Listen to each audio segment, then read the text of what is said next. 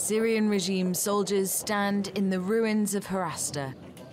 In February, 5 years of siege escalated into near-constant bombardment, along with a ground offensive supported by Russian and Hezbollah soldiers. Now the town's opposition fighters from the Ahrar al-Sham movement have surrendered, taken their families and left. It's not just them, civilians have gone too. The regime says they've been liberated. The opposition says they've been forcibly displaced. At least one man died of his injuries on the journey. For many of those civilians, this is their new home in Idlib. Our situation in Ghouta was so tragic. There was no life above ground for children or for elderly people. The fighters were young men who couldn't withstand the airstrikes and violent shelling.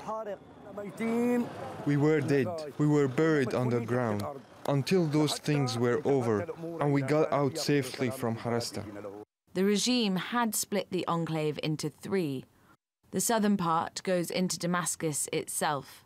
Now, the fighters have agreed to surrender here too, and state media says 7,000 civilians will be evacuated. That means Douma is the last town standing. On Friday, it was hit once again by incendiary bombs.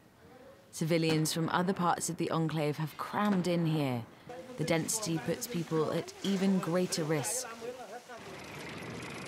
The regime, propped up by Russia and Iran, has all but finished taking eastern Ghouta, once again using its starve and bomb tactics on civilians and rebels to end the fighting. Arabella Munro, TRT World.